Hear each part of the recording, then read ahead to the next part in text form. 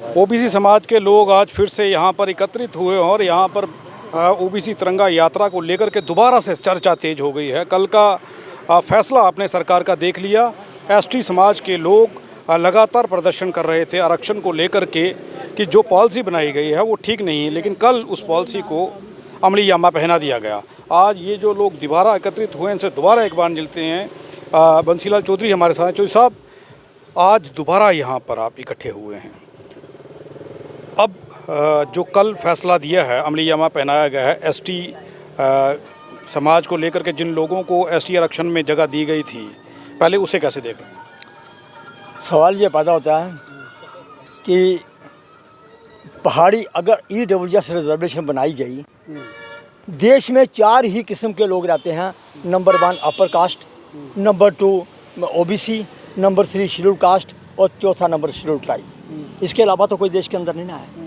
अगर सिख समुदाय है, सिख समुदाय के अंदर भी पाटरा लुबाना सब हैं बीच में।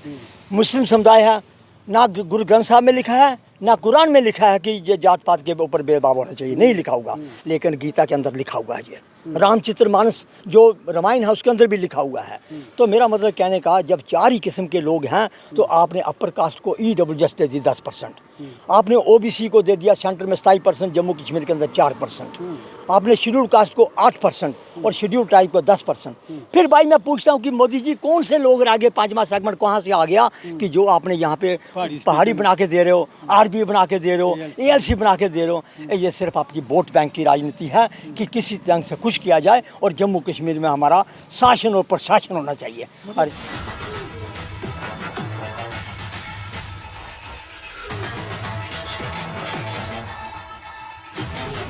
जी बताइए कि आप लोगों ने ये कहा है कि मोदी जी ने एक 5वां सेगमेंट खड़ा कर दिया, जिस तरीके से उन लोगों को रिजर्वेशन दी है। क्या पहाड़ी स्पीकिंग वाले लोगों ने मांग की थी आरक्षण की?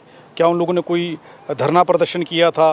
किसी भी तरीके की कोई मांग की गई थी? उन लोगों ने मांगा था कि हमें दें, या बिना मांगे दे दिया? देखिए, पहाड़ियों ने ना कभी मांगा, ये क्रिएट किया गया है। जैसे आरबीए क्रिएट किया गया, एएलसी क्रिएट किया गया, ये पॉलिटिशियन की साजिश से जो कि ये क्रिएट किया गया पहाड़ी।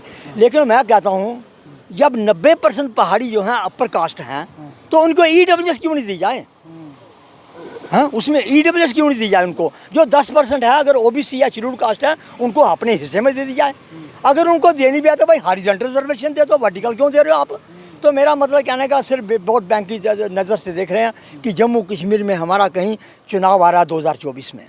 घबराहट पड़ी हुई है मोदी जी को बहुत ज़्यादा। देश के अंदर आपने देखा मणिपुर में यह हुआ। अच्छा, कि एक चीज़ बताइए, ये तो हो गया एससी स्टेटस को लेकर के, एसटी के आरक्षण को लेकर के बात हो गई। अब ओबीसी की बात कर लेते हैं। उन लोगों की नहीं सुनी गई, वो चीखते रहे, चिल्लाते रहे, प्रेस कॉन्फ्रेंस करते रहे, धरने प्रदर्शन करते रहे, नहीं सुनी गई। आपको अब क्या लग रहा है कि आपकी सुनी जा रही है या सुनी गई? देखिए, मेरे बुजुर्ग भी चले गए, वो भी करते रहे, सब कुछ संघर्ष करते रहे तो, लेकिन हमको थोड़ा बहुत कुछ जो मिलता गया, ठीक है बच्चों को। लेकिन ये है कि मैं भी एमएससी की उस वक़्त, मुझे भी 2% में ही मुझे उस वक्त सीट मिली तो एमएससी करने के लिए। लेकिन सवाल ये पैदा होता है, जब मैं पिछली बात को भूल जाता हूँ, अरे भाई जब सुप्रीम कोर्ट ने फैसला दे दिया कि 27% रिजर्वेशन दे दी जाए, किन को दी जाए? जो मंडल कमीशन की जाति हैं, जिनको आइडेंटिफाई किया मंडल कमीशन ने। लेकिन जम्मू कश्मीर सरकार ने, ये लोगों में भ्रम फैलाया जाता है कि भाई सुप्रीम कोर्ट की जजमेंट लागू नहीं हुई। मैं कहता हूँ, जब यहाँ पे के गुप्ता कमीशन 1993 में बना, नाम क्या था उसका? Creamy layer commission. वो बना सुप्रीम कोर्ट की जजमेंट पैरा नंबर 123B के तहत। लेकिन जब वो बनाया गया तो इसका मतलब बाद में 1995 में फिर उन्होंने इंक्लूजन और एक्सक्लूजन का कमीशन बनाया। सुप्रीम कोर्ट की जजमेंट लागू की जहाँ पे, लेकिन जो क्लासिफिकेशन की बात आई तो वो भूल गए ये। अब ये आरबीए बना के लाते हैं, कभी पहाड़ी स्पीकिंग लाते हैं।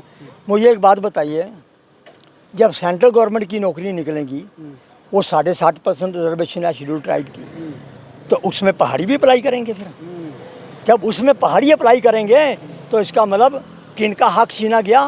गुज्जर बकरवाल का, 10% वालों का। तो ये साजिश रची जा रही है। अच्छा, मुझे आपने कहा कि सुप्रीम कोर्ट ने ऑर्डर कर दिया था ये, क्या ये मोदी सरकार सुप्रीम कोर्ट से ज़्यादा ताकतवर है, सुप्रीम कोर्ट कमज़ोर है क्या इनके सामने? देखिए, बाबा साहब ने, आपने देखा होगा अभी तक कि मैं कहना नहीं चाहता था ये बात, लालू प्रसाद यादव जी ने चारा घोटाला नहीं किया। किया किसने? जगन्नाथ मिश्रा ने, जो उनके पहले वो वहाँ पे मुख्यमंत्री थे।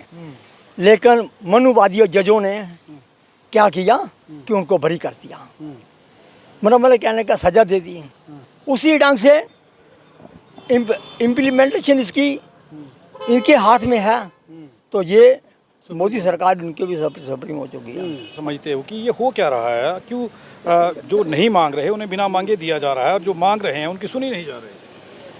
बात यही है, उनको पता है कि जो भी मतलब जितना भी चल रहा है, ये लोग अलग अलग जातों में बटे हुए हैं, ये इकट्ठे नहीं होंगे, इसलिए ये हमारा जो वोट बैंक है ये इधर उधर नहीं जाएगा, क्योंकि इन्होंने सदियों से अलग अलग जातें बनाई हैं। और ये यही समझकर जो है हमारे लिए जितना भी हमारी रिजर्वेशन है या कुछ भी है वो उन्होंने तो जातियाँ बना दी, लेकिन आप लोग जातियाँ क्यों नहीं ख़त्म कर रहे? देखो, हमारी तो कोशिश कर रहे हैं जातियाँ ख़त्म करने की, हो भी रही हैं, हो भी जाएंगी। अब वक्त आ रहा है, ये जो ऊपर बैठे हैं 10% हम पर, जब हमारे ये जाग रहे हैं, क्योंकि ये जब जाग जाएंगे तो ये इनसे हम सब कुछ छीन लेंगे।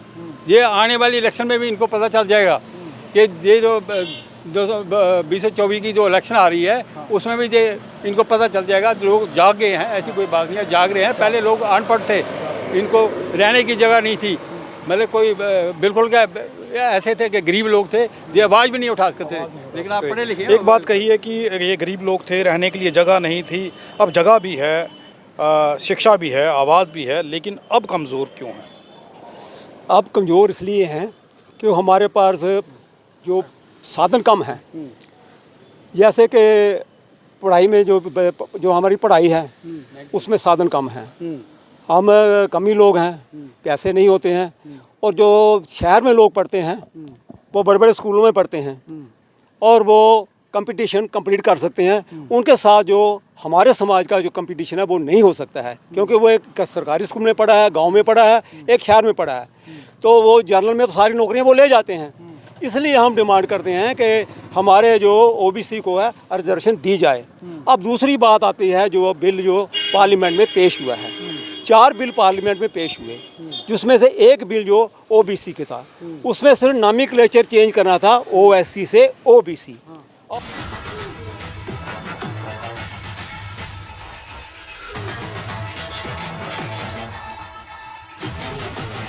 और उसमें कुछ नहीं है, और उसमें कुछ भी नहीं है।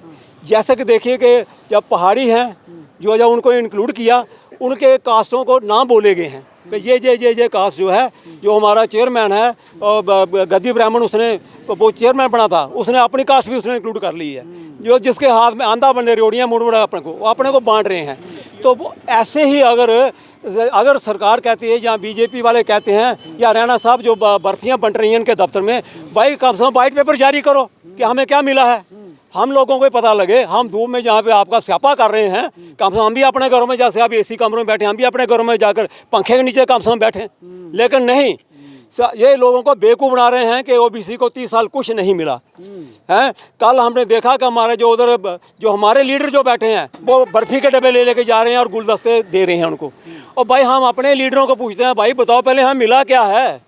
27% रिजर्वेशन हमें चाहिए थी और हमें मिला क्या है? सिर्फ ओएससी से ओबीसी किया है। भाई ओबीसी का हम तो ओबीसी और एससी का हम फ़ायदा ले रहे थे और आगे भी वही 4% मिलना है। तो हमें बताइए कि हमें यहाँ बांटने का और वो गुलदस्ते देने का क्या वो है कि अपने वहाँ पे पार्टी में बने रहें और हमारे अपने जो पर्सनली काम है वो आप करवाते रहें, उनसे चापलूसी कर रहे हैं। चापलूसी कर रहे हैं। हाँ जी, वहाँ जो उधर बैठे हैं वो नालियों के ठेके लेने के लिए, कोई अहदा अपनी पार्टी में लेने के लिए, उनकी खुशनबूदी हासिल करने के लिए, ताकि दे बात चापलूसी है वो, और कुछ नहीं, और समाज को बेच रहे हैं। मुझे एक चीज़ बताइए कि अब आपको क्या लग रहा है, कल जो एसटी के साथ हो गया, एसटी चिल्लाता रहा, चीखता रहा कि ऐसा नहीं होना चाहिए, लेकिन लागू कर दिया गया। अब आपको लगता है कि ओबीसी समाज को ये चीज़ समझ आ रही है, या आप लोग जो प्रदर्शन कर रहे हैं, बात कर रहे हैं, उन लोगों को ये समझ आ रहा है कि आप लोग क्या चाहते हैं, उनके लिए क्या सोच रहे हैं? सर ये तो आने वाले चुनाव में उनको पता चलेगा कि ओबीसी को समझ आ रहा है या नहीं आ रहा है, ये आने वाले चुनाव ही उनको बताएंगे। तो मैं तो यही कहूँगा कि चुनाव में इनको बताएंगे हम, जो ये कर रहे हैं, मनमानियाँ कर रहे हैं, बेसिकली ये इनकी मंशा है। यहाँ तो ये कहा जा रहा है कि ईवीएम के घोटाले से सरकारें बनती हैं। आप वोट कास्ट करें या नहीं करें, उससे क्या फ़र्क पड़ जाएगा? तब भी तो सरकार बन जाएगी। सर देखिए, जनता जनार्दन होती है, जो जीता है उसको घमंड होता है। आप एक वोट डाल के आएंगे किसी एक पार्टी को, लेकिन चला जाएगा किसी दूसरी पार्टी को। पिछले दिनों में एक खबर आई है, जिस खबर में ये कहा गया है कि कई जगहों पर कई लाख वोट ज़्यादा निकला, जबकि उतना वोट था ही नहीं। जब ईवीएम के थ्रू वोटिंग होगी तो आपको लगता है कि आपके वोट डालने या ना डालने से कोई फ़र्क? सर देखिए, मैं समझता हूँ कि 21वीं सदी है, ये आबादी बढ़ रही है, यहाँ पे ट्रांसपेरेंसी भी थोड़ी बहुत लोगों को, सोशल मीडिया का ज़माना आ गया, फेसबुक आ गया, ट्विटर आ गया। आज से 15-20 साल पहले जो माहौल था वो आज माहौल नहीं रहा है। तो ये जो कह रहे हैं ईवीएम से ये करेंगे, वो इतना आसान नहीं है। बट जनता जनार्दन है, ठीक है। मोदी साहब ने 2014 में आके यहाँ मौलाना आज़ाद स्टेडियम में आके वायदा किया था कि 370 का यहाँ सबसे बड़ा नुकसान जो है वो ओबीसीज़ को है। आपको लगता है कि मोदी जी को उनके वादे याद रहते हैं? सर सब कुछ याद होता है, सब कुछ दिखता है, सब कुछ पता है उनको। बट मैंने आपको जैसे कि अभी कहा कि मेंटालिटी, मंशा, मनुवाद, ये कहीं ना कहीं चाहते नहीं है कि ओबीसीज़ को उनका राइट मिल जाए। मैं आपको अभी बात कर रहा था कि मोदी साहब 2014 में यहाँ आए थे, सब याद है उनको। उन्होंने वायदा भी किया था कि 370 का सबसे बड़ा जो नुकसान है वो ओबीसीज़ को है। बट मैं मोदी, तो फायदा हो गया होगा आपको? सर नहीं, मैं बता रहा हूँ, मैं अभी आपको यही चीज़ बता रहा हूँ कि मोदी साहब जी को मैं पूछना चाहता हूँ और रविंदर रैना जी को पूछना चाहता हूँ। उनको याद होगा 2014 में यहाँ पे मैं भी था, हमारी सारी यहाँ ओबीसीज़ के सभी लोग गए थे। उन्होंने वायदा किया था कि 370 के होने से सबसे बड़ा नुकसान ओबीसीज़ को है। बट मैं उनसे पूछना चाहता हूँ 2019 में, जब उससे पहले हमने वोट दिया, वो आए यहाँ वोट मांगने 2014 में, हमने ओबीसीज़ ने मिलजुल के वोट दिया। मैं भी उसी ग्राउंड में था, हमारी ओबीसीज़ की सारी टीम, सब ने पूरा साथ दिया उनका। वो इलेक्शन में जीते, वोट दिया है तो मज़ा लीजिए ना। आए, मगर 2019 में 370 तोड़ा गया। मगर मंशा देखिए सर, एक तरफ मोदी जी यहाँ कहते हैं कि 370 का सबसे बड़ा नुकसान ओबीसीज़ को है, मगर 2019 5 अगस्त को जब 370 तोड़ा जाता है, एक्सक्लूसिवली फॉर ओबीसीज़ का रिजर्वेशन एक्ट 2004 को कंटिन्यू किया जाता है। क्यों?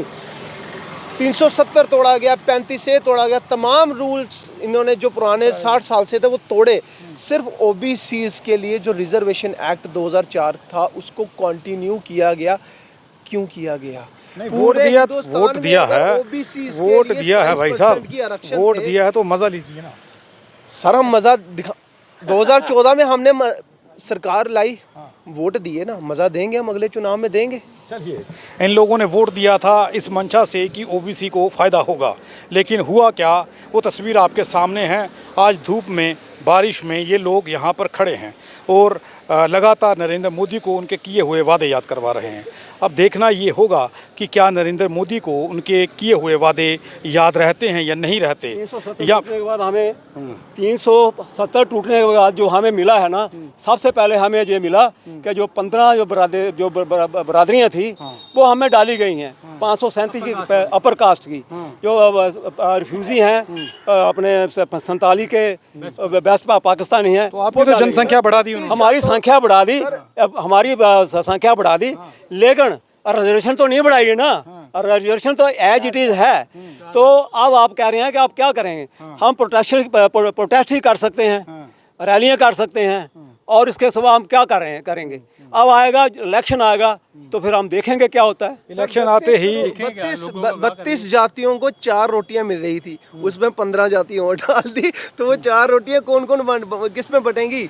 वाइट पेपर जारी करो जी। जो हमें पार्लियामेंट में जो बिल पास हुआ है, हम रैना साहब से अपील करते हैं, पुरजोर अपील करते हैं कि अपील ही करते हैं हम, लेकिन कम से कम वाइट पेपर तो जारी करो। वाइट पेपर जारी करने की मांग की गई है। अब देखना ये होगा कि इन लोगों का धूप में बैठना, प्रदर्शन करना, चिल्लाना, बारिश में भीगना, क्या ये सब देखने से मौजूदा सरकार को और एलजी प्रशासन को मज़ा आ रहा है?